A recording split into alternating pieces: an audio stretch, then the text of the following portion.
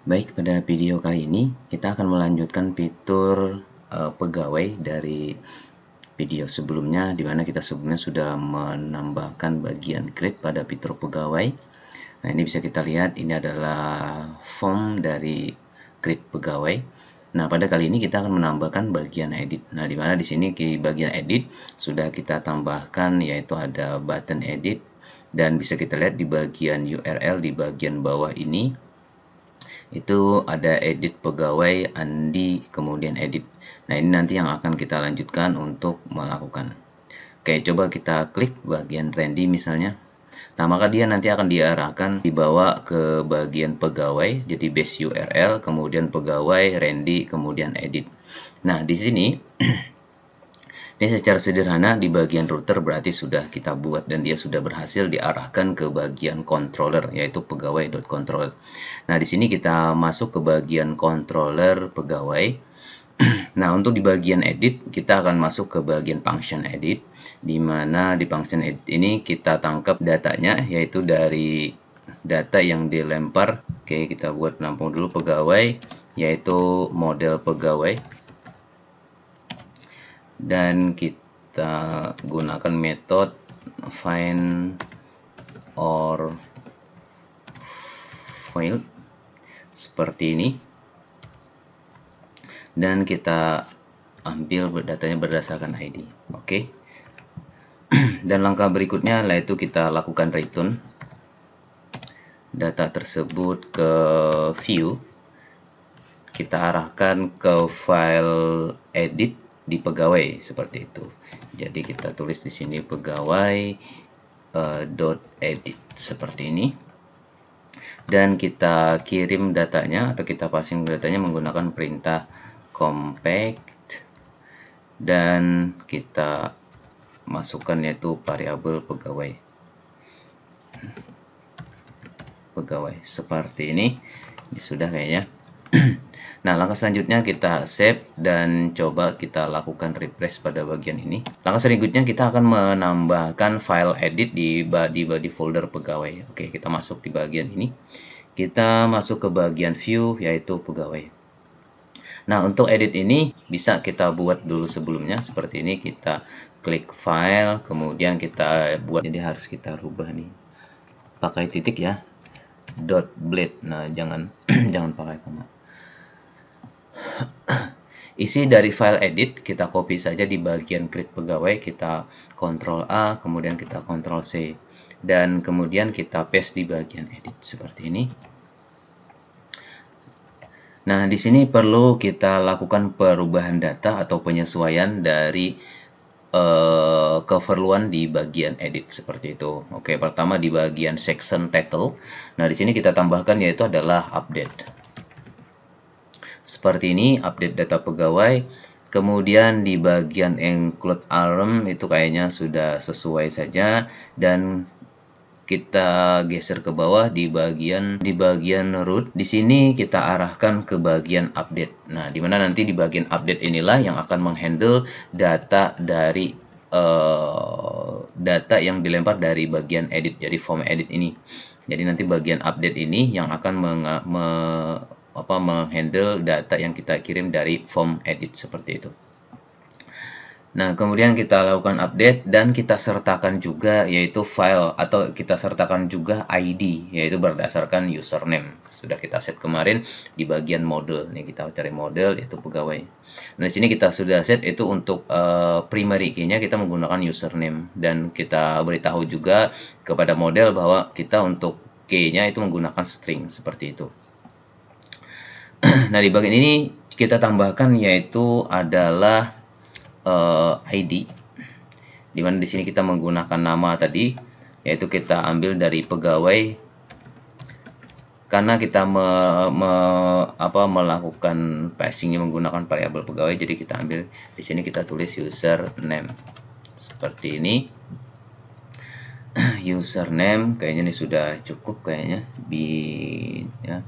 Dan langkah berikutnya ini sudah pas saja, itu kita sertakan token, dan yang berikutnya adalah kita tambahkan bagian dari metodenya. Karena ini edit, kita gunakan metodenya put seperti itu. Oke, kita gunakan bukan ini. Kita gunakan ini method field. Method field yang digunakan adalah put. Nah, sudah juga. Dan langkah berikutnya yang kita perlu edit adalah di bagian inputannya. Nah, yang pertama itu di bagian username, dimana di sini untuk value sebelumnya kita menggunakan ini, menggunakan old username. Nah, langkah ini kita akan mengambil datanya itu berdasarkan variabel yang sudah kita kirim di bagian controller, yaitu edit. Seperti itu. Jadi kita ambil di sini adalah $pegawai. Seperti ini. Kita ambil adalah username-nya. Ini username. Nah, ini dimaksudkan nanti maksudnya seperti ini. Jadi ketika nanti kita melakukan edit, nih kita coba kita refresh saja. Kita edit, ini nanti tampilnya adalah username seperti ini. Username belum ada, coba kita tambahkan ini adalah username, kita Ctrl S coba, kemudian kita refresh yang tadi. Harusnya sudah tampil, nah sudah ready. Seperti itu. Nah, jadi tinggal kita sesuaikan dengan edit-edit yang lain. Jadi untuk value-nya ini bisa kita copy saja untuk bagian ini. Kemudian untuk passwordnya, kayaknya untuk password kita nggak perlu ini sih, nggak perlu kita tambahkan sih kayaknya untuk password. Jadi cukup untuk username, kemudian untuk nama pegawai seperti itu nih username-nya. Untuk placeholder-nya ini kayaknya cukup kita ini saja sih, kita kosongkan saja sih kayaknya untuk value-nya. Placeholder-nya password, nah, biar aja lah nanti pas untuk value-nya kita kosongin saja. Dan di bagian nama pegawai ini saja nanti kita tambahkan seperti ini kayaknya. Kita paste seperti ini. Nah, ini adalah nama pegawai. Jadi kita sesuaikan dengan nama field pegawai. Kemudian yang berikutnya adalah jenis kelamin. Ada penanganan khusus sih, di mana kita di sini melakukan pengecekan. Jika dia pria maka akan diselected untuk pria, kalau misalnya wanita maka diselected wanita.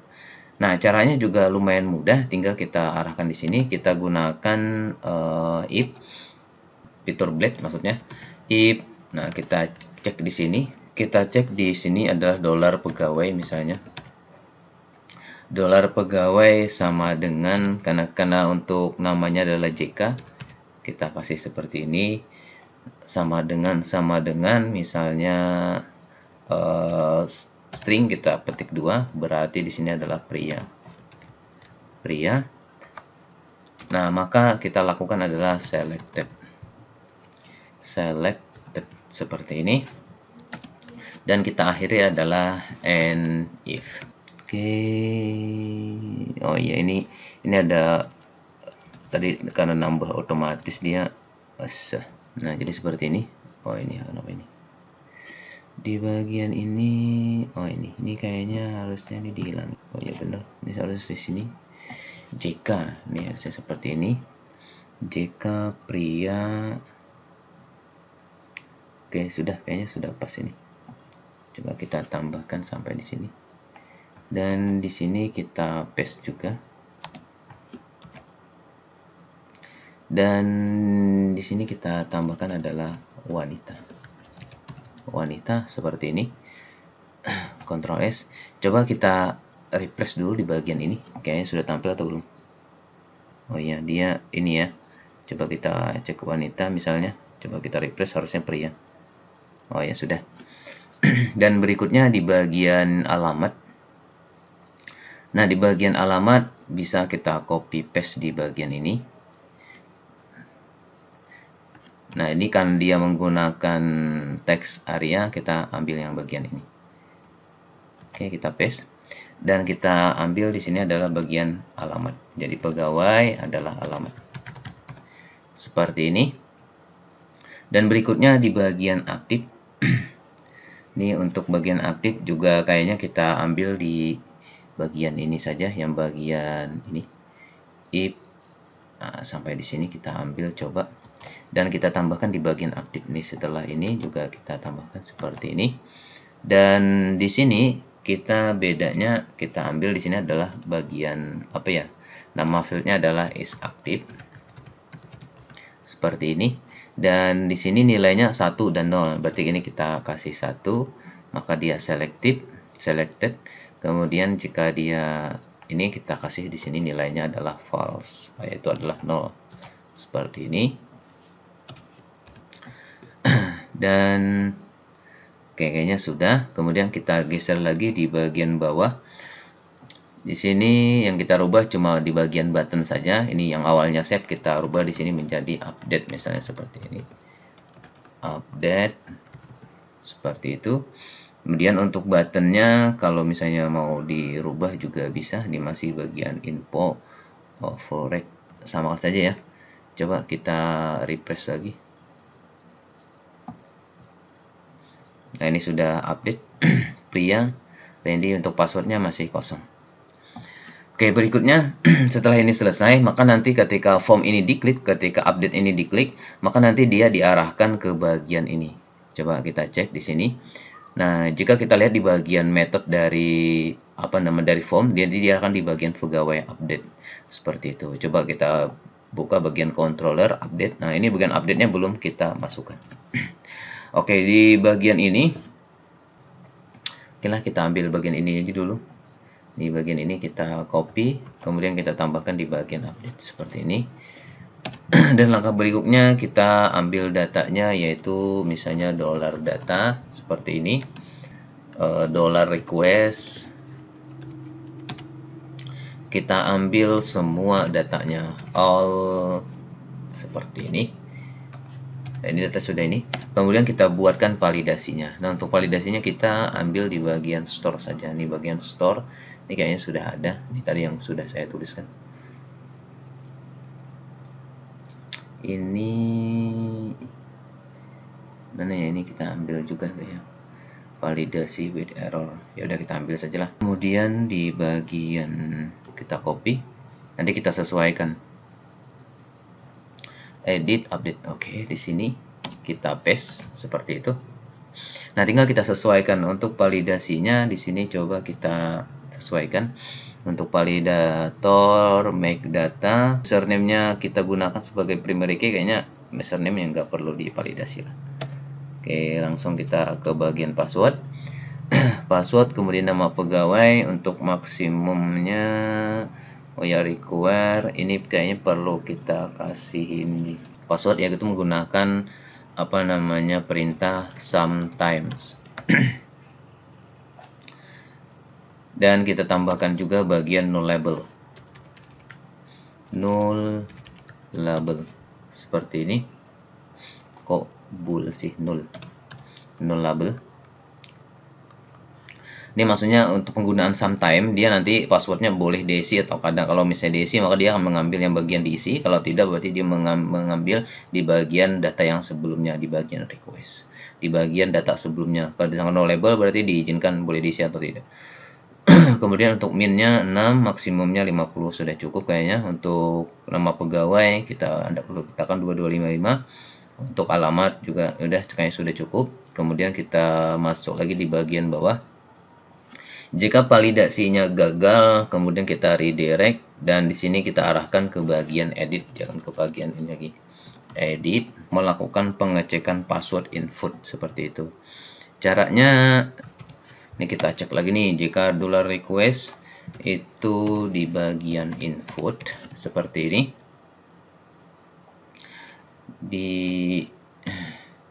yaitu di bagian password.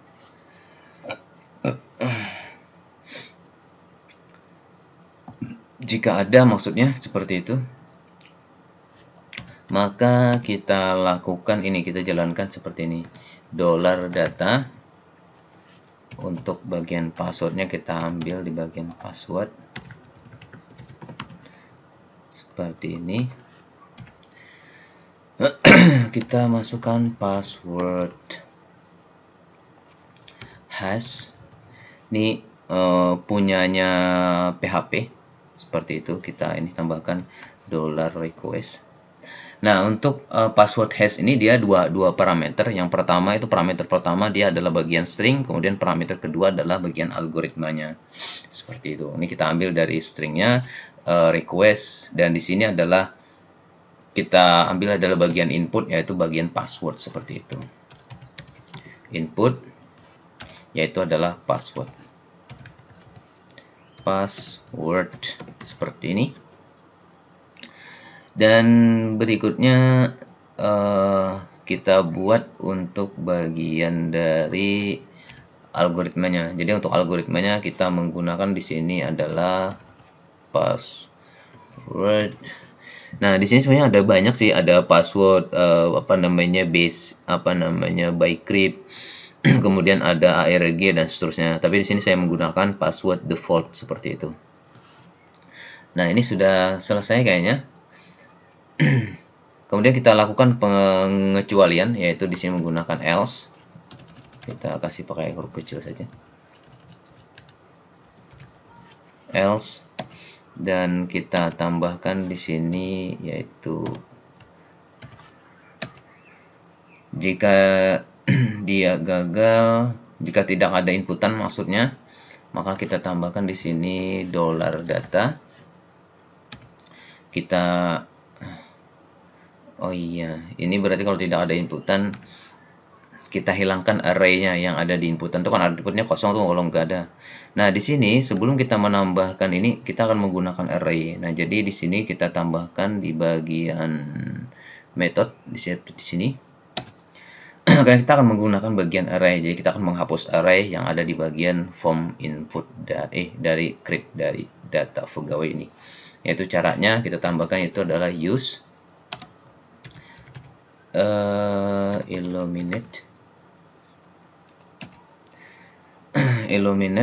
kemudian kita tambahkan di sini adalah support seperti ini, dan kita tambahkan di sini adalah ARR seperti itu. Maksudnya array. Dan langkah berikutnya kita kembali ke bagian store tadi. Store kok update, bagian update tadi. Nah, di sini di sini maksudnya kita akan menghilangkan array yang ada di bagian ini, di bagian inputan. Jadi kita tambahkan except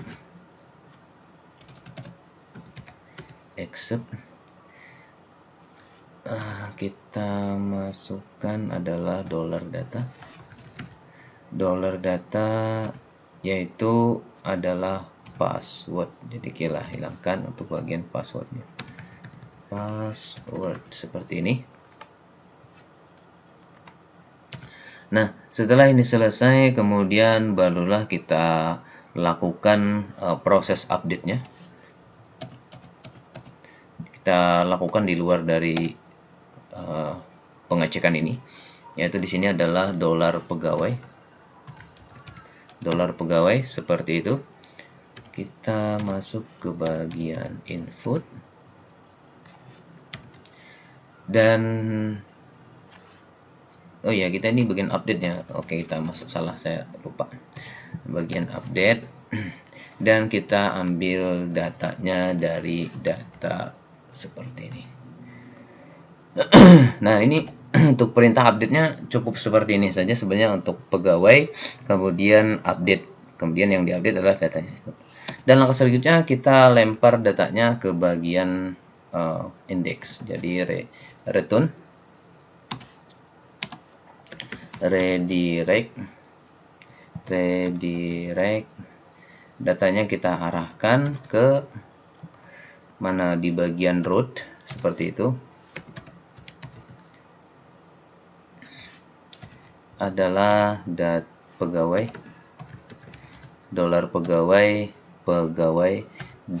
.index seperti ini, dan kita sertakan juga itu bagian plus message-nya. Jadi with